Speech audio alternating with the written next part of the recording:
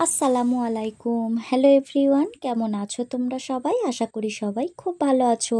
সাদিয়ার ডায়েরির নতুন আরও একটি ভ্লগে তোমাদের সবাইকে স্বাগত জানাই। দেখো, সকালবেলা উঠেছি, বাড়ির কাজকর্ম সব কিছু করেছি, আর ভেন্ডি ভাজা আর ডাল আর ভাত করে কিন্তু তখন প্রায় কটা বাজবে, 12টা 12:30 মতো বাজবে। আমি হসপিটালে চলে এসেছি একটা এমার্জেন্সি কারণে। আমার দিদি প্রেগনেন্ট, আর এখন ওর চলছে 37 সপ্তাহ, 2-3 দিন হবে। আর ওর যে ডাক্তারবাবু দেখেন, উনি বলেছিলেন যে আগে থেকে বাচ্চাটা সিজার করে তুলে নিতে, যেহেতু প্রথমে সিজার, দ্বিতীয়টা সিজার ছাড়া তো কোনো অপশান নেই। আর দ্বিতীয় বাচ্চার বেলা একটু অসুবিধে হয়ে থাকে, ওই জন্যে আগে থেকে তুলে নেওয়ার কথা বলেছিল। আর হসপিটালে এসেছি তো এসেছি, সেই থেকে একবার এখানে লাইন একবার ওখানে লাইন। মানে প্রেগনেন্ট মহিলাদের কিভাবে যে হ্যারাসমেন্ট করতে হয় সেটা হসপিটালে না গেলে বোঝা যাবে না। কারণ মানে ওখানে তো বাড়ির লোক যারাই ওই রুগীগুলোর সঙ্গে যাচ্ছে, কারোর থাকতে দেবে না রুগীগুলোর সঙ্গে।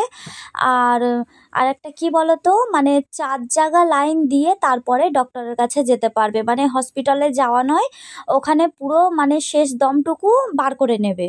হ্যাঁ, আমি এই কথাটা বলতে বাধ্য হচ্ছি যে অনেক গরিব মানুষ এখনও এরকম আছে যে কোনো অসুবিধার কারণে হসপিটালে যায়। আমি নিজেও যাই হসপিটালে কোনো কিছু অসুবিধে হলে, কিন্তু সত্যি কথা বলতে হয়তো টাকা দিয়ে বাইরে ডাক্তার অনেকে দেখাতে পারে না বলেই হসপিটালে যায়, কিন্তু বাইরে ডাক্তার দেখিয়ে নেওয়াই ভালো। লাইন দিয়ে তো প্রথমে টিকিট, তারপরে এক জায়গায় প্রেশার মাপছে, ওজন মাপছে, তারপর আরেক জায়গায় ভিজিট করাতে হচ্ছে, সেখান থেকে যে নম্বর দিচ্ছে সেই নম্বর নিয়ে ডক্টরের কাছে যেতে হচ্ছে। সেখানে তো এক গাদা ভিড়, বাড়ির লোক লাইনে দাঁড়াতে পারবে না, বাড়ির লোকের কুকুরের মতো বাইরে বার করে দিচ্ছে। আবার ডক্টর যে ওষুধ দেবে সেটা নিয়ে আবার যেতে হবে ওষুধের লাইনে, সে প্রেসক্রিপশানটা নিয়ে আবার যেতে হবে ওষুধের লাইনে ওষুধ নেওয়ার জন্যে। আচ্ছা বলো, মানে কোন প্রেগনেন্ট মহিলার এত ধৈর্য থাকবে যে এই 4-5 জায়গায় নিজেই লাইন দিয়ে এত কিছু করবে?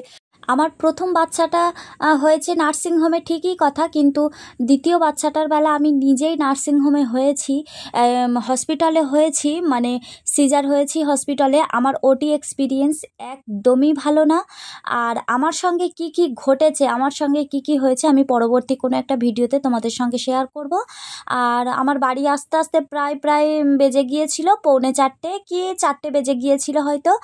আর বাড়ি এসেছি, নিজে স্নান করেছি, বাচ্চাকে খাইয়েছি, দুটো বাচ্চাকে, আবার হলো গিয়ে টাইম কলের জল এনেছি, বাইরে থেকে কাপড় তুলে এনেছি, এনে ওই যেগুলো সকালবেলা শুকোতে দিয়ে গিয়েছিলাম সেই কাপড়গুলো বাইরে থেকে এনে এবারে আমি করছি একটু ইফতারের জোগাড়। কারণ শাশুড়ি মা, কালকে তো ঈদ আছে, আর শাশুড়ি মা আমার রোজা রেখেছে।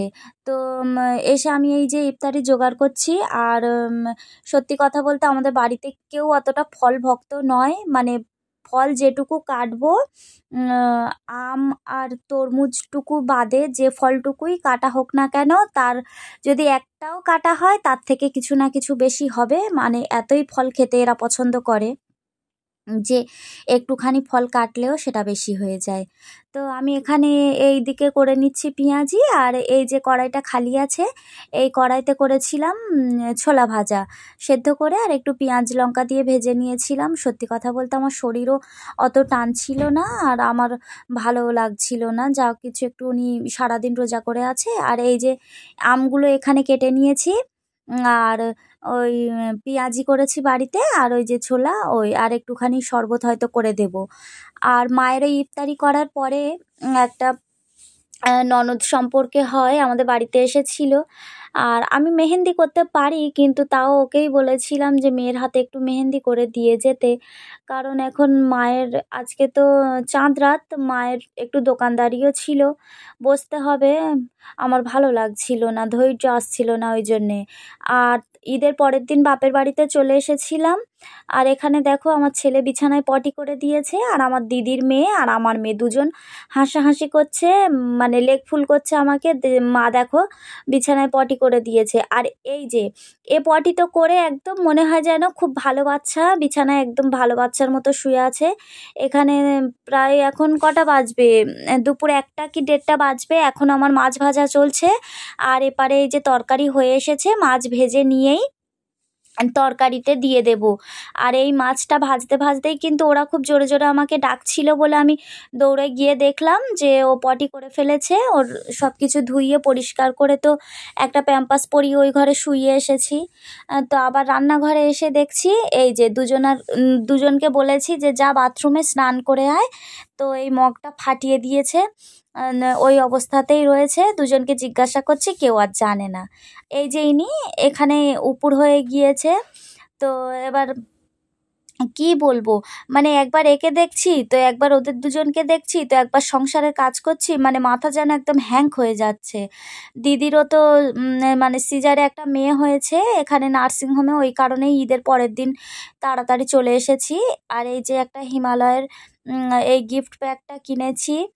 আর এখানে এটা আমার ছেলের শ্যাম্পু, আর এই জনসন বেবির একটা সাবান কিনে এনেছি। আর এটা আজকে যে যাবে বিকালে তার দিয়ে পাঠিয়ে দেবো, কারণ আমি কালকে ঘুরে এসেছি। আর পরের দিন মা এসে বাড়ি চলে এসেছিল। ওরা গিয়েছিল একটু আন্দামানে বেড়াতে, তো চলে এসেছিল ওখান থেকে। আর ওখানে গিয়ে 3-4 দিন ছিল, তো মানে ওনার গাছগুলোর জন্য কীরকম হচ্ছিল, ওই জন্য উনি এসেই সঙ্গে সঙ্গে মানে দুপুরে এসেছে 2:30টার দিকে, আর বিকেলে এখন কটা বাজবে, ওই 4:30 পৌনে 5টা মতো বাজবে, বাগানে চলে এসেছে। মানে নিজের একটা গাছ। আর ওই যে কচুগুলো পুঁতে দিয়েছিলাম মাটির নিচে, একটা ভিডিও করে ছেড়েছিলাম, এই সেই কচু গাছগুলো এত বড় হয়েছে। আর ওই মাঝখানে মাঝখানে যে বড় বড় গাছগুলো, ওগুলো ওল গাছ, ওগুলোও পুঁতেছিলাম। আর যে কলা গাছ, মানে কলার ভিডিও দেখিয়েছিলাম, সেই কলাগুলো একটু বড় হতে আমার কাকু এসে এই যে এই সব জায়গাতে এই যে বস্তা, তারপরে হলো গিয়ে মানে যেখান থেকে ঢুকতে মুখে মানে বাগানে যেখান থেকে ঢুকবে সেখানে কাপড়, বিছানার চাদর দুভাগ করে কেটে দিয়েছে। আর এখানে এই বাচ্চারা খেলা করছে। তো ভালো লাগে, মানে মায়ের সঙ্গে বাগানে যেতে এত ভালো লাগে। মানে বিকেলবেলা একটু হাওয়া বাতাসও আছে, গায়ে লাগে মিষ্টি মিষ্টি হাওয়া, আর পরিবেশটা দেখতে খুব ভালো লাগে। এটা তার পরের দিন সকালবেলা আমার মেয়ে সবেই ঘুম থেকে উঠেছে, আর আমার মা যখন বলেছে যে গাছে কটা উচ্ছে হয়েছে, যাচ্ছি আমি উচ্ছে কটা পেড়ে আনি, আজকে রান্না করব। তো ঘুম থেকে উঠেই, মা আমি যাব তোমাদের সঙ্গে, মা আমি যাব, আমিও পারবো, আমিও আনবো। তা চল। তো দেখো এখানেই কয়েকটা উচ্ছে হয়েছে, খুব একটা বড় হয়নি, ছোট ছোট। তো মা মাকে আমি জিজ্ঞাসা করছিলাম, মা এত ছোট ছোট কেন? তো মা বললো, দেখ এখানে কোনো সার বিষ টিষ কিছু দেওয়া নেই, ওই কারণে এত ছোট ছোট। চলো উচ্ছে কটা পেড়ে নিই। গাছ থেকে সবজি তুলে রেখেছে, কি ভালো লাগে। এবার নিয়ে নে। আমার খুব পাততে ভালো লাগে। পাততে ভালো লাগে, তুই হাতে বলে বলে দেখ আর কোথা আছে। আর দেখো কি বলো তো, গাছের যদি যত্ন করো তো হয়তো এখানে সার দেওয়া নেই, বীজ দেওয়া নেই বলে উচ্ছেগুলো এত ছোট ছোট, কিন্তু হয়েছে ভালো বেশ। গাছটা একটাই গাছ, যতটুকু হয়েছে এখনও প্রচুর ফুল ধরেছে, আর এতটুকুই উচ্ছে হয়েছে। আর এগুলো নিয়ে এখন আমরা বাড়ি চলে যাব। আর আমার মেয়েকে মানে ওকে বলছি যে মা তুই যা বাড়িতে, একটু মুখ টুক ধুয়ে নে, আমরা যাচ্ছি এক্ষুনি। না, ও কিন্তু আমাদের সঙ্গে সঙ্গে মানে আমরা যতক্ষণ থাকবো ও ততক্ষণ থাকবে।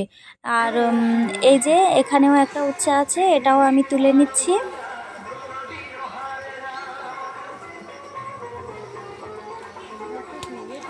এ নাও। আর এই যে ড্রামগুলো দেখছো, এই ড্রামগুলো কিন্তু করমচা ড্রাম। মানে বাবা করমচা কিনে আর কাঁচা করমচা এর ভিতরে মেডিসিন দিয়ে ওই কতদিন 9 মাস 10 মাস মতো রেখে দেয়, তারপরে আবার এগুলো তুলে বিক্রি হয়ে যায়। এগুলো তখন বাইরে চলে যায় জেলি করার জন্য। আর আজকের ওয়েদারটা এত সুন্দর লাগছিল, এত সুন্দর লাগছিল, মানে একদম মেঘলা মেঘলা মনে হচ্ছিল যেন খিচুড়ি আর আলু ছানা খাই, খেয়ে আর শুয়ে পড়ি, সত্যি কথা। আর ওই যে মা সকালবেলা কলে গিয়েছিল কলের জল আনতে, আর ওই বাগানে কালকে বিকালে দেখে এসেছিল পুঁই শাকগুলো খুব বড় বড় হয়েছে, তাই কেটে এনেছে। আর আমার মেয়ে উচ্ছেগুলো নিয়ে এখানে এই যে বিক্রি করছে, উচ্ছে বিক্রি আছে। তো আমি জিজ্ঞাসা করছিলাম যে কত টাকা করে দাম তোমার উচ্ছে, বলছিলাম একটু ওর সঙ্গে মজা করছিলাম। তো তাহলে ভিডিওটা তাহলে আজকের এই পর্যন্ত। সবাই ভালো থাকবে, সুস্থ থাকবে, সাবধানে থাকবে। আর আমার ভিডিওটা যদি তোমাদের ভালো লেগে থাকে তাহলে অবশ্যই লাইক কমেন্ট শেয়ার করবে। আর এই যে এখানে আবার বাগান থেকে আম আর কলাও পেড়ে এনেছে। তাহলে চলো আজকের এই পর্যন্ত, টাটা।